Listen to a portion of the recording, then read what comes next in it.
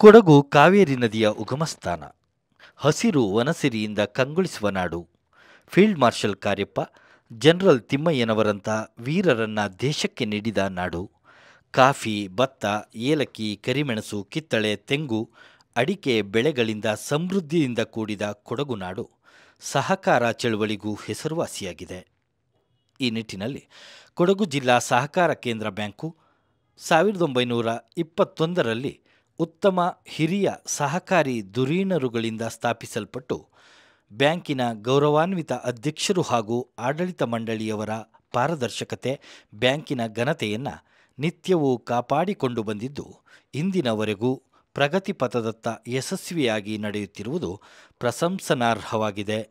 ಸಂಪೂರ್ಣವಾಗಿ ಸಹಕಾರ ತತ್ವಗಳನ್ನು ಮೈಗೂಡಿಸಿಕೊಂಡು ಜಿಲ್ಲೆಯ ಸಹಕಾರ ಸಂಘಗಳ ಸಹಕಾರದೊಂದಿಗೆ ಸಮಸ್ತ ರೈತ ಬಾಂಧವರು ಹಾಗೂ ಇತರೆ ಗ್ರಾಹಕರ ಬೇಡಿಕೆಗಳನ್ನು ಪೂರೈಸುತ್ತಾ ಜಿಲ್ಲೆಯ ಹಾಗೂ ರಾಜ್ಯದ ಪ್ರತಿಷ್ಠಿತ ಬ್ಯಾಂಕ್ ಎಂಬ ಹೆಗ್ಗಳಿಕೆಗೆ ಪಾತ್ರವಾಗಿದೆ.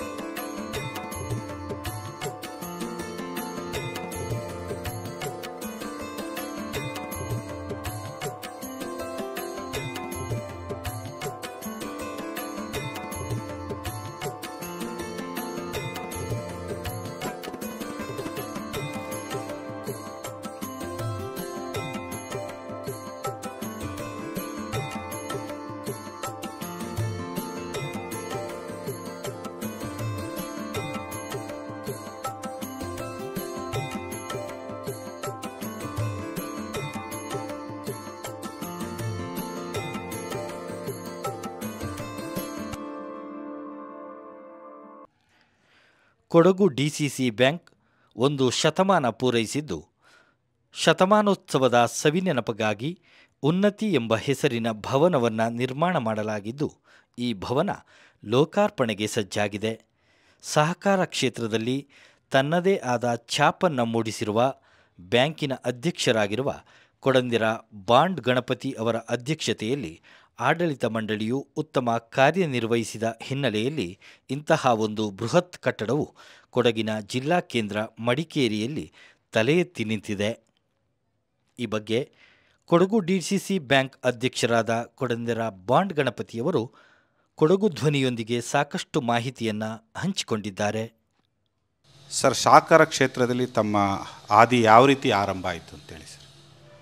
ನಾನು ಮೊದಲನೇ ಬಾರಿಗೆ ಸಾರ್ವಜನಿಕ ಸೇವೆಯಲ್ಲಿ 2005ರಲ್ಲಿ ಬಿಶೆಟ್ಟೇರಿ ಗ್ರಾಮ ಪಂಚಾಯಿತಿಗೆ ಸದಸ್ಯನಾಗಿ ಆಯ್ಕೆಯಾಗಿ ನಂತರ ಬಿಶೆಟ್ಟೇರಿ ಗ್ರಾಮ ಪಂಚಾಯಿತಿಯಲ್ಲಿ ಉಪಾಧ್ಯಕ್ಷನಾಗಿ 5 ವರ್ಷ ಕೆಲಸ ನಿರ್ವಹಿಸಿದ ಸಂದರ್ಭದಲ್ಲಿ ಸಾರ್ವಜನಿಕ ಸೇವೆಗೆ ಮುಡುಪಾಗಿ ಕೆಲಸ ಮಾಡುವಂಥ ಸಂದರ್ಭದಲ್ಲಿ ಆತೂರು ಸಹಕಾರ ಸಂಘದ ಚುನಾವಣೆ ನಡೆದಂಥ ಸಂದರ್ಭದಲ್ಲಿ 2007ರಲ್ಲಿ ನಮ್ಮ ತಂದೆಯವರು ಸಹಕಾರ ಸಂಘದ 2 ಬಾರಿಗೆ ನಿರ್ದೇಶಕರಾಗಿ 1 ಬಾರಿಗೆ ಅಧ್ಯಕ್ಷರಾಗಿ ಕಾರ್ಯವನ್ನು ನಿರ್ವಹಿಸಿದರು.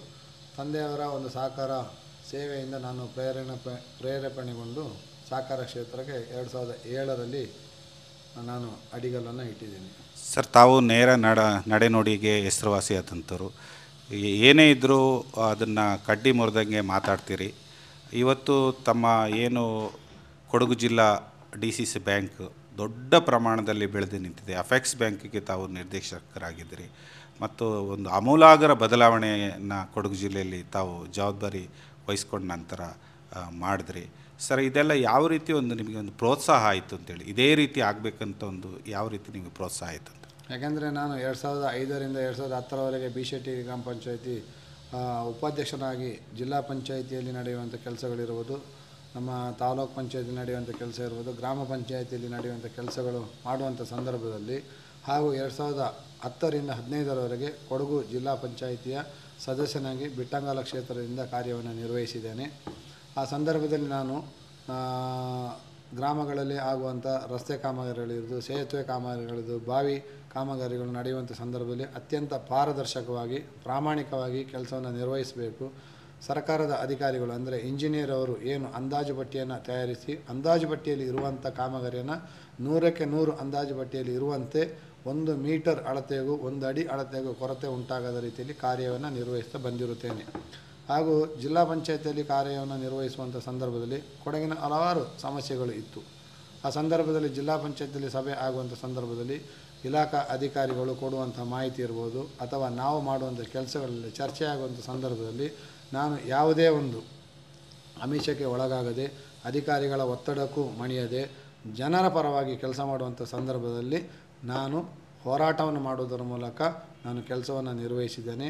ಅದೇ ರೀತಿಯಲ್ಲಿ ಯಾವುದೇ ಒಂದು ಕಿಂಚಿತ್ ಭ್ರಷ್ಟಾಚಾರಕ್ಕಾಗಲಿ ಅಥವಾ ಬೇರೆ ಬೇರೆ ಅಧಿಕಾರ ದುರುಪಯೋಗ ಆಗಲಿ ಆ ಜಿಲ್ಲಾ ಪಂಚಾಯಿತಿಯಲ್ಲಿ ನಡೆಯುವಂಥ ಯಾವುದೇ ಸಂದರ್ಭದಲ್ಲಿಯೂ ಅದಕ್ಕೆ ಅವಕಾಶವನ್ನು ಕೊಡದೆ ನೀವು ಹೇಳಿದಾಗೆ ನೇರ ನುಡಿ ಇರುವುದನ್ನು ಇರುವಾಗೆ ಹೇಳೋದು. ನನಗೆ ಯಾರ ಇದೇನಿಲ್ಲ, ಮುಲಾಜಿಲ್ಲದೆ ಇರುವುದನ್ನು ಇರುವ ಹಾಗೆ ಹೇಳಿ ಬಂದಂಥ ಸರ್ಕಾರದ ಹಣದಲ್ಲಿ ಒಂದೇ ಒಂದು ರೂಪಾಯಿ ಸತ ಅದು ಹಾಳಾಗದ ರೀತಿಯಲ್ಲಿ ಜನಪರ ಕೆಲಸ ಮಾಡಬೇಕೆಂಬ ದೂರದೃಷ್ಟಿಯ ಚಿಂತನೆಯೊಂದಿಗೆ ನಾನು ಕೆಲಸವನ್ನು ನಿರ್ವಹಿಸಿರುತ್ತೇನೆ. ಸರ್, ತಾವು ಒಂದು ಪ್ರತಿಷ್ಠಿತ ಕುಟುಂಬ ಕೊಡಂದರ ಫ್ಯಾಮಿಲಿ ಅಂತ ಹೇಳಿದ್ರೆ ದೇಶ ಅಂತಾರಾಷ್ಟ್ರೀಯ ಮಟ್ಟದಲ್ಲಿ 2 ನಮಗೆ ದೊಡ್ಡ ನಾಯಕರನ್ನು ಸೇನಾನಿಗಳನ್ನು ಕೊಟ್ಟಂಥ ಆ ಒಂದು ಕುಟುಂಬದಿಂದ ಬಂದವರು. ಕೊಡಗು ಜಿಲ್ಲೆಯ DCC ಬ್ಯಾಂಕಿಗೆ ತಮ್ಮ ತಾತನವರು ಒಂದು ಪಾದಾರ್ಪಣೆ ಮಾಡಿ ದೊಡ್ಡ ಪ್ರಮಾಣದಲ್ಲಿ ಈ ಒಂದು ಕ್ಷೇತ್ರಕ್ಕೆ ತಮ್ಮದೇ ಆದಂಥ ತಮ್ಮ ಕುಟುಂಬ ಒಂದು ಒಳ್ಳೆಯ ರೀತಿಯಲ್ಲಿ ಒಂದು ಅವಕಾಶ ಕೊಟ್ಟಿದೆ, ಒಂದು ಸೇವೆ ಕೊಟ್ಟಿದೆ. ಈ ಬಗ್ಗೆ ತಮಗೆ ಏನು ಅನಿಸ್ತದೆ ಸರ್ ಈ ಸಂದರ್ಭದಲ್ಲಿ? ಈಗ ತಾವು ಹೇಳಿದಾಗೆ ನಾನು ಜಿಲ್ಲಾ ಪಂಚಾಯತ್ಲಿ ಇದ್ದಾಗ ಒಬ್ಬ ಅಧಿಕಾರಿ ನಮ್ಮನ್ನು ಕೇಳಿದ್ರು, ಸರ್ ಈಗ ನಾನು ನೋಡಿದ್ದೀನಿ, ಎಷ್ಟೋ ಜಿಲ್ಲೆಯಲ್ಲಿ ಕೆಲಸ ಮಾಡಿದ್ದೀನಿ, ಜನಪ್ರತಿನಿಧಿಗಳು ನೋಡಿದ್ದೀನಿ, ತಾವು ಏನು ಸರ್ ಯಾವುದೋ ಒಂದು ಕಿಂಚಿತು ಯಾವುದೇ ಒಂದು ಫಲಪ್ರದ ಇಲ್ಲದೆ ನೀವು ಕೆಲಸ ಮಾಡ್ತೀರಾ, ಸಾರ್ವಜನಿಕವಾಗಿ ಮಾಡುವಾಗ ನಿಮಗೆ ಅದು ದೊಡ್ಡ ಹೊಡೆತ ಬೀಳುವಂಥ ಸಂದರ್ಭ, ನೀವು ಹೇಗೆ ಇದನ್ನು ಪಾರದರ್ಶಕವಾಗಿ ಮಾಡಲು ಪ್ರೇರೇಪಣೆ ಅಂದರೆ ನಾನು ತಾವು ಹೇಳಿದಾಗೆ ಹೇಳಿದೆ.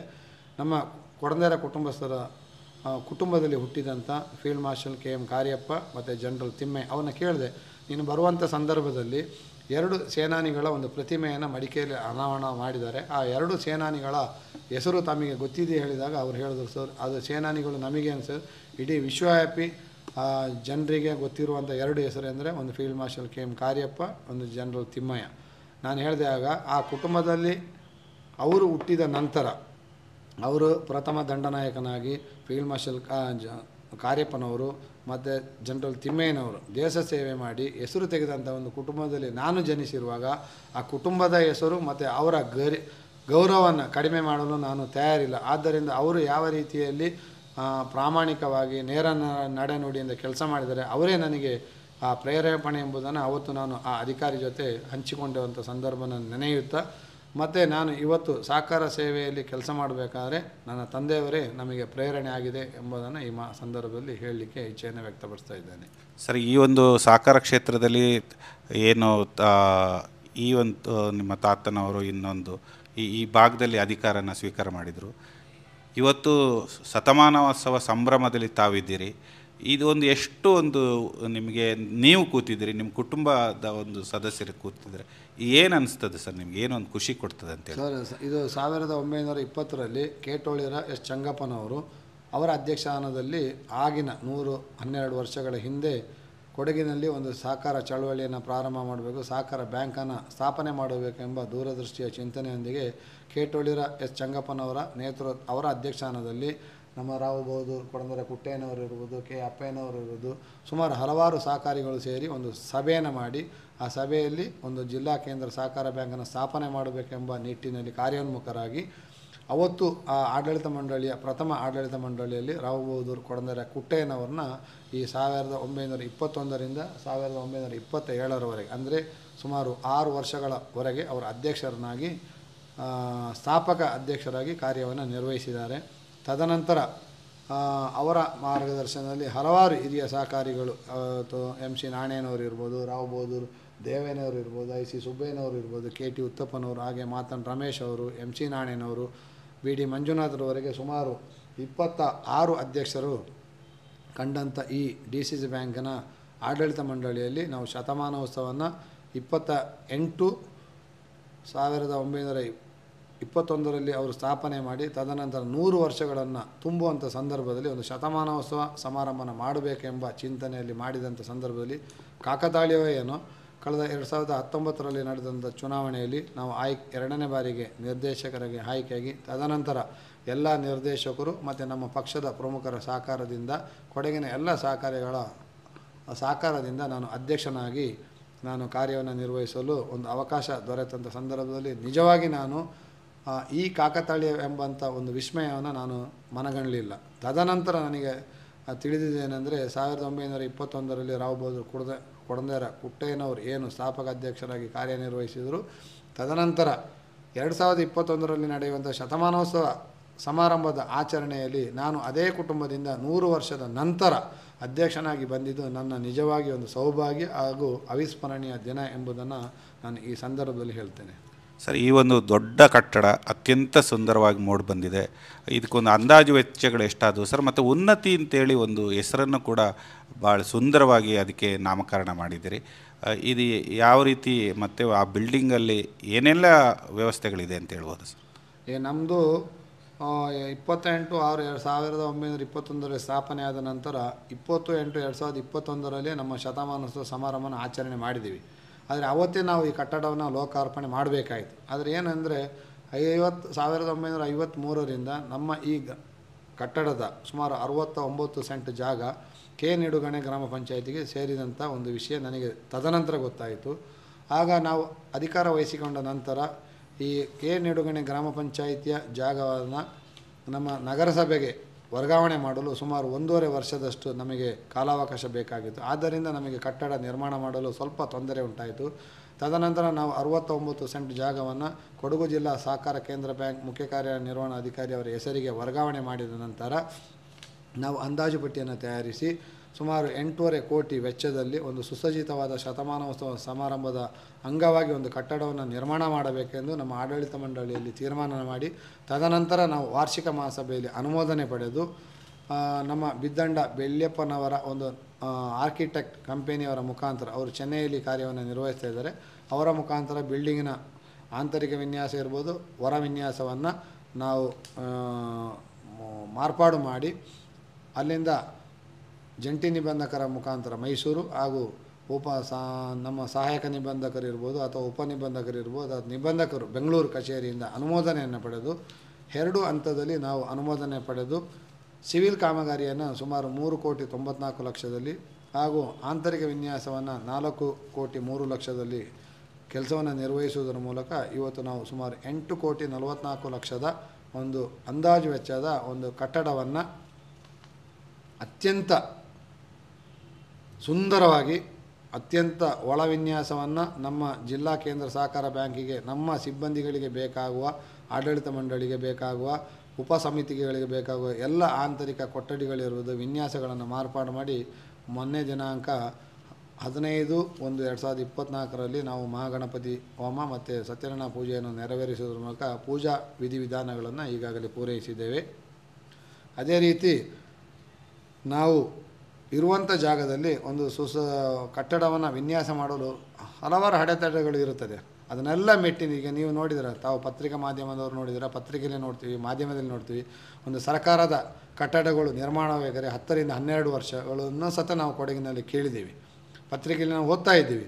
ನೀವೇ ಪತ್ರಿಕಾ ಮಾಧ್ಯಮದವರು ತಿಳಿಸ್ತಿದ್ದೀರ ಸಾರ್ವಜನಿಕರಿಗೆ, ಕಟ್ಟಡ ಗುದ್ದಲಿ ಪೂಜೆ ಆಗಿ ತದನಂತರ 12 ವರ್ಷದೊಳಗೆ ಆಗಲಿಲ್ಲ, 15 ವರ್ಷದಿಂದ ಆಗಲಿಲ್ಲ, ಹಣದ ಕ್ರೋಢೀಕರಣ ಇದ್ದರೂ ಆಗಲಿಲ್ಲ. ನಮ್ಮಲ್ಲಿ ಸಾಕಷ್ಟು ಬಂಡವಾಳ ಇದ್ದರೂ ಸತ ಒಬ್ಬ ಅಧ್ಯಕ್ಷನಾಗಲಿ ಅಥವಾ ಅಧಿಕಾರಿಗಾಗಲಿ ಒಂದು ಗುರಿ ಇದ್ದು ಸಾಧನೆ ಮಾಡಬೇಕು, ಗರಿಷ್ಠ ಅವಧಿಗಳಿಗೆ ಮುಗಿಸಬೇಕು, ಆ ಇಚ್ಛಾಶಕ್ತಿ ಇದ್ದರೆ ಅದನ್ನು 24 ತಿಂಗಳಲ್ಲಿ ನಾವು ಸುಮಾರು 8.5 ಕೋಟಿ ಕಟ್ಟಡವನ್ನು ಎಲ್ಲ ಕೆಲಸಗಳನ್ನು 100ಕ್ಕೆ 100 ಕೆಲಸಗಳನ್ನು ಪೂರೈಸುವಲ್ಲಿ ನಾವು ಶ್ರಮವನ್ನು ವಹಿಸಿದ್ವಿ. ಅದಕ್ಕೆ ತಕ್ಕ ಪ್ರತಿಫಲವೂ ಸತ ದೊರೆತಿರುವಂಥದ್ದನ್ನು ಈ ಸಂದರ್ಭದಲ್ಲಿ ಹೇಳಲಿಕ್ಕೆ ಇಚ್ಛೆಯನ್ನು ವ್ಯಕ್ತಪಡಿಸ್ತಾ ಇದ್ದೇನೆ. ಸರ್, ತಮ್ಮ ಅವಧಿಯಲ್ಲಿ ಇಡೀ ಜಿಲ್ಲೆಯಲ್ಲಿ ಯಾವ ರೀತಿ ಸಹಕಾರ ಸಂಘಗಳು ಅಭಿವೃದ್ಧಿಯನ್ನು ಕಂಡು ಅಂತ ಹೇಳ್ಬೋದು? ಸರ್, ನಾನು 2019ರಲ್ಲಿ ನಾನು ಅಧಿಕಾರ ವಹಿಸಿಕೊಂಡ ನಂತರ ನನ್ನ ನಿರ್ದೇಶಕರು ಎಲ್ಲ ಒಂದು 100ಕ್ಕೆ 95% ನಿರ್ದೇಶಕರು ನಮಗೆ ಒಳ್ಳೆಯ ಸಹಕಾರವನ್ನು ಕೊಟ್ಟಿದ್ದಾರೆ. ನಾವು ಏನೇ ಒಂದು ಚಿಂತನೆ ಮಾಡಿ ಒಂದು ತೀರ್ಮಾನ ತಗೊಂಡ್ರೆ ಸಹ ಅವರು ಸಂಪೂರ್ಣ ಸಹಕಾರವನ್ನು ಕೊಡುವುದರ ಮೂಲಕ ಈ 5 ವರ್ಷದ ಅವಧಿಯಲ್ಲಿ ನಮ್ಮ ಆಡಳಿತ ಮಂಡಳಿ ಎಲ್ಲ ನಿರ್ದೇಶಕರು ಮತ್ತು ನಮ್ಮ ಸಮಸ್ತ ಸಿಬ್ಬಂದಿಗಳಿಂದ ಒಂದು ಒಳ್ಳೆಯ ಕೆಲಸವನ್ನು ಮಾಡಿದ್ದೇನೆ ಎಂಬ ಒಂದು ಅಭಿಪ್ರಾಯವನ್ನು ಅತ್ಯಂತ ಹೆಮ್ಮೆಯಿಂದ ಹೇಳ್ತೇನೆ. ಯಾಕೆಂದರೆ ನನ್ನ 5 ವರ್ಷದ ಅವಧಿಯಲ್ಲಿ ಇವತ್ತು ಹೊಸ ಶಾಖೆಗಳನ್ನು 7 ಶಾಖೆಗಳನ್ನು ತೆರೆಯುವುದರ ಮೂಲಕ ನಾನು ಅಧಿಕಾರ ವಹಿಸಿಕೊಂಡಾಗ ನಮ್ಮಲ್ಲಿ ಇದ್ದಿದ್ದು 17 ಶಾಖೆಗಳಿತ್ತು. ಇವತ್ತು 24 ಶಾಖೆಗಳನ್ನು ನಾವು ಹೊಸ ಗ್ರಾಮೀಣ ಮಟ್ಟದಲ್ಲಿರುವ ಜನರಿಗೆ, ಗ್ರಾಮದ ಜನರಿಗೆ ತಲುಪಿಸುವಲ್ಲಿ ನಾವು ಯಶಸ್ವಿಯಾಗಿದ್ದೀವಿ. ಹಾಗೆ ಸನ್ಮಾನ್ಯ ನರೇಂದ್ರ ಮೋದಿಯವರು ಇವತ್ತು ಹೇಳ್ತಾರೆ, ಇಡೀ ಭಾರತ ದೇಶವನ್ನು ನಾವು ಡಿಜಿಟಲೀಕರಣ ಮಾಡ್ತಾ ಇದ್ದೀವಿ ಹೇಳಿ. ಇವತ್ತು ನಾವು ಬೇರೆ ಖಾಸಗಿ ಬ್ಯಾಂಕ್ ಇರ್ಬೋದು ಅಥವಾ ರಾಷ್ಟ್ರೀಕೃತ ಬ್ಯಾಂಕಲ್ಲಿ ಹೋದಂಥ ಸಂದರ್ಭದಲ್ಲಿ ನಮ್ಮಲ್ಲಿ ಇರುವಂಥ ಬಡ್ಡಿ ದರ ಇರ್ಬೋದು ಅಥವಾ ಠೇವಣಿ ದರವನ್ನು ನಾವು ಗೋಡೆಯ ಮೇಲೆ ಚಾರ್ಟಿನಲ್ಲಿ ಹಾಕಿರ್ತೀವಿ. ಆದರೆ ನಾವು ನಮ್ಮಲ್ಲಿರುವಂಥ 23 ಶಾಖೆಗಳು ಇವತ್ತು ಕಾರ್ಯವನ್ನು ನಿರ್ವಹಿಸ್ತಾ ಇದೆ. ನಾಡಿದ್ದು ಪುನಃ 24ನೇ ದಿವಸ 24ನೇ ಶಾಖೆ 24ನೇ ವರ್ಷದಲ್ಲಿ ಭಾಗಮಂಡಪ ತಲಕಾವೇರಿಯ ಕಾವೇರಿ ತಾಯಿ ಹುಟ್ಟಿದಂಥ ಪುಣ್ಯಕ್ಷೇತ್ರದಲ್ಲಿ 24ನೇ ಶಾಖೆಯನ್ನು ಸತ 3 ದಿವಸದ ಅಂತರದಲ್ಲಿ ಪ್ರಾರಂಭ ಮಾಡಲು ನಾವು ಕ್ರಮವನ್ನು ತಗೊಂಡಿದ್ದೀವಿ. ಹಾಗೆ 7 ಶಾಖೆಗಳನ್ನು ಮಾಡಿ ಎಲ್ಲ ಶಾಖೆಗಳಿಗೂ 24 ಶಾಖೆಗಳಿಗೂ ಟಿ ವಿ ಪರದೆಯನ್ನು ಅಳವಡಿಸುವುದರ ಮೂಲಕ ಪ್ರಪ್ರಥಮ ಬಾರಿಗೆ ಕೊಡಗು ಜಿಲ್ಲೆಯಲ್ಲಿರುವ ಗ್ರಾಹಕರಿಗೆ ಡಿಜಿಟಲ್ ಟಿ ವಿ ಪರದೆಯ ಮೂಲಕ ನಮ್ಮ ಕೊಡಗಿನ ಬ್ಯಾಂಕಿನ ಒಂದು ಪ್ರಗತಿಯನ್ನು ತೋರಿಸಲಿಕ್ಕೆ ನಾವು ಅತ್ಯಂತ ಕಾರ್ಯೋನ್ಮುಖರಾಗಿದ್ದೀವಿ.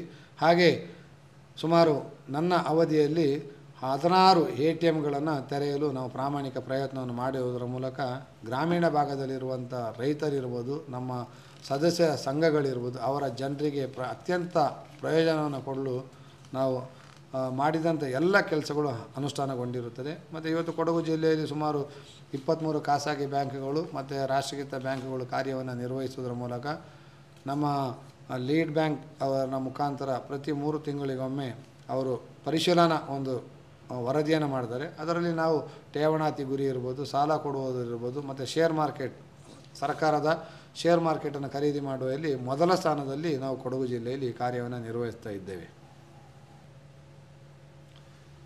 ಸರ್, ವಾರ್ಷಿಕವಾಗಿ ನಿಮಗೆ ಎಷ್ಟು ಬಜೆಟಲ್ಲಿ ಈ ಜಿಲ್ಲಾ ಕೇಂದ್ರದಲ್ಲಿ ಮತ್ತು ನಿಮ್ಮ ಸಂಸ್ಥೆಗಳಲ್ಲಿ ನಡೀತಾ ಇದೆ ಅಂತ?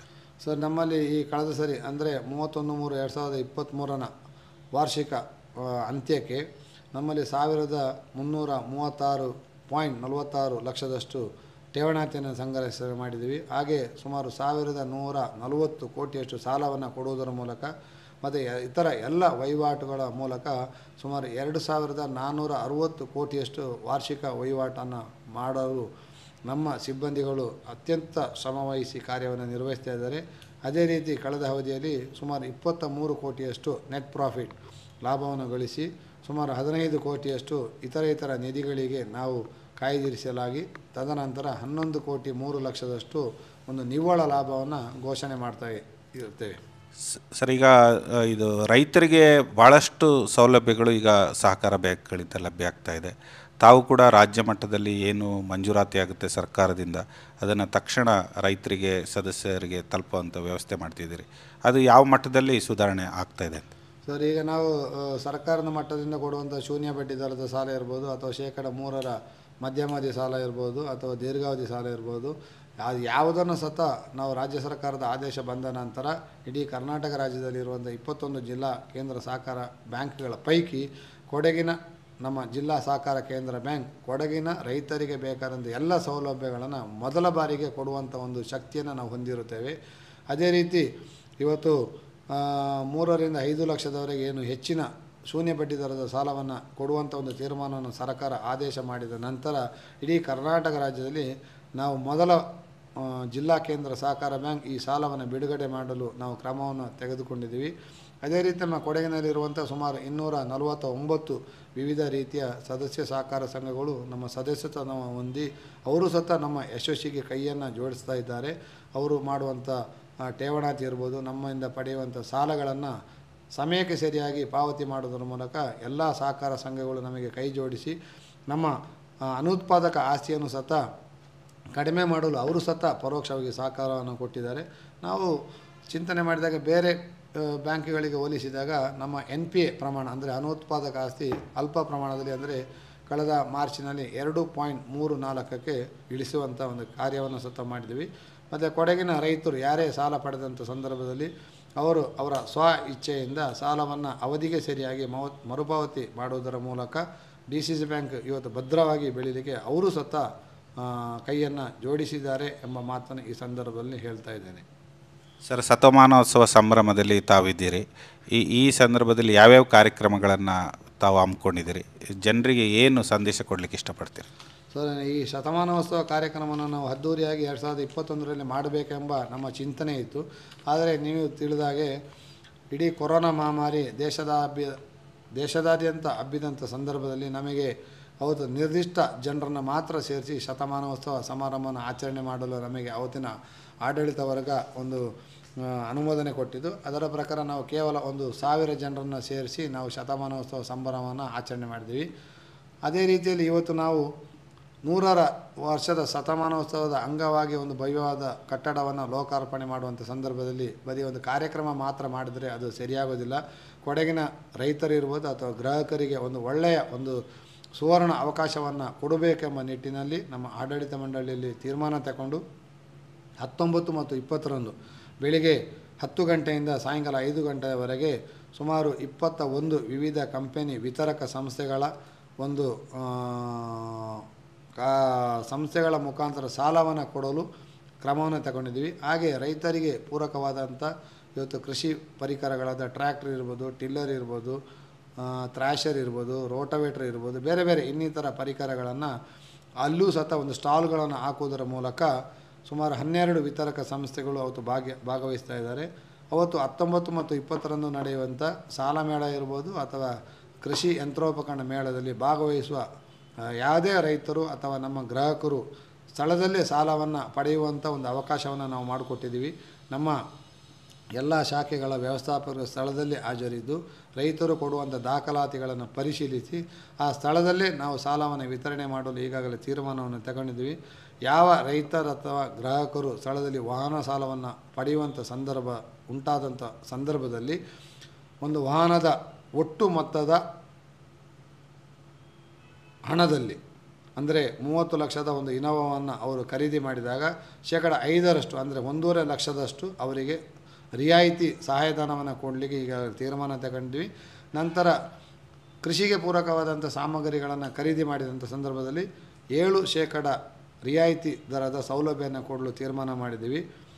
ಹಾಗೆ ಆ ಸೌಲಭ್ಯ ಹೇಗೆ ಅಂದರೆ ಒಬ್ಬ ರೈತನೇ ಇರ್ಬೋದು ಅಥವಾ ಗ್ರಾಹಕನೇ ಇರ್ಬೋದು, ಸಾಲ ಪಡೆದಂಥ ಸಂದರ್ಭದಲ್ಲಿ ಅವನು ಜನವರಿ 31ರ ಒಳಗೆ ಪಾವತಿ ಮಾಡುವಂಥ ಅವರ ಪಾಲಿನ ಹಣವನ್ನು ಶಾಖೆಗಳಲ್ಲಿ ಪಾವತಿ ಮಾಡಿ 31/1/2024ರ ಒಳಗೆ ಸಾಲವನ್ನು ಪಡೆದು ವಾಹನವನ್ನು ಅವರ ಮುಂದಿನ ದಿನಗಳಲ್ಲಿ ಖರೀದಿ ಮಾಡಿದರೂ ಸಹ ಈ ಸೌಲಭ್ಯನ ಕೊಡ್ತಾ ಇದ್ದೇವೆ. ಇದರಿಂದ ರೈತರಿಗೆ ಒಂದು ಒಳ್ಳೆಯ ಒಂದು ಅವಕಾಶ ಮತ್ತು ಗ್ರಾಹಕರಿಗೆ ಒಂದು ಒಳ್ಳೆಯ ಅವಕಾಶ. ಇಂಥ ಒಂದು 100 ವರ್ಷದ ಇತಿಹಾಸದಲ್ಲಿ ಇದುವರೆಗೆ ಯಾರೂ ಈ ಸಾಲ ಮೇಳ ಮತ್ತು ಕೃಷಿ ಯಂತ್ರೋಪಕರಣ ಮೇಳವನ್ನು ಜಿಲ್ಲಾ ಮಟ್ಟದಲ್ಲಿ ಯಾವುದೇ ಬ್ಯಾಂಕಿಂಗ್ ಸಂಸ್ಥೆಯವರು ಮಾಡಲಿಲ್ಲ. ಆ ರೀತಿಯಲ್ಲಿ ನಾವು ಕಾರ್ಯವನ್ನು ನಿರ್ವಹಿಸ್ತಾ ಇದ್ದೇವೆ.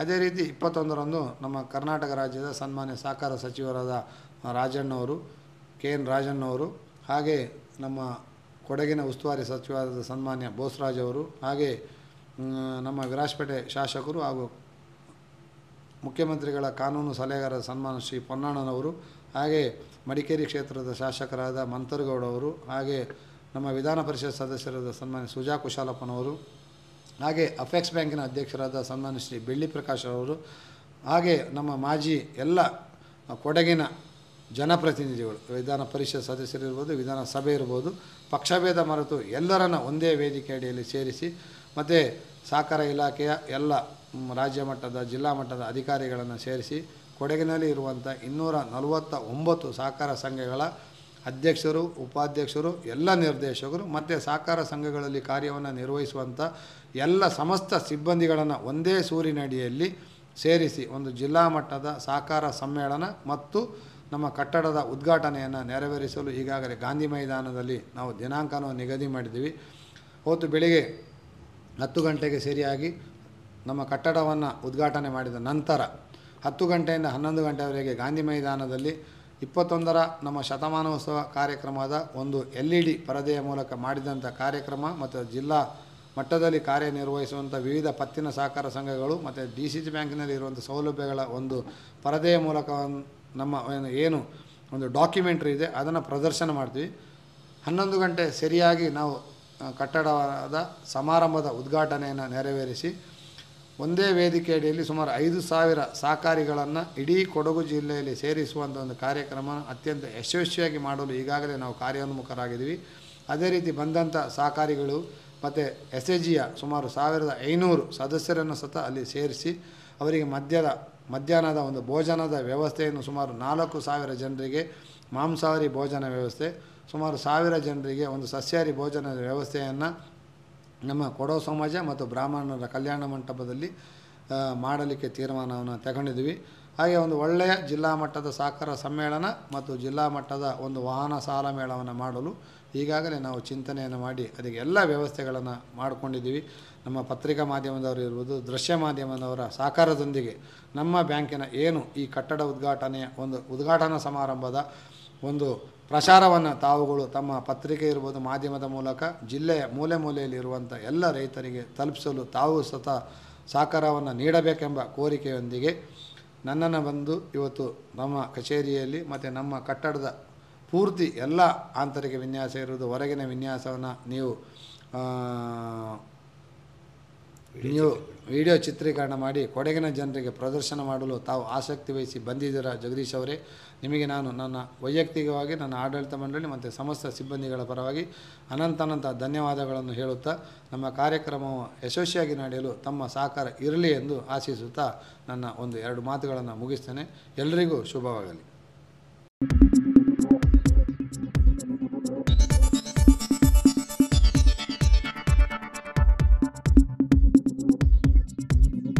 ನಾನು ನಿಮ್ಮ ಜಗದೀಶ್, ಕೊಡಗು ಧ್ವನಿ ಡಿಜಿಟಲ್ ಮೀಡಿಯಾದಿಂದ. ನಮ್ಮ ಚಾನಲನ್ನು ಸಬ್ಸ್ಕ್ರೈಬ್ ಮಾಡಿ, ಲೈಕ್ ಮಾಡಿ, ಶೇರ್ ಮಾಡಿ.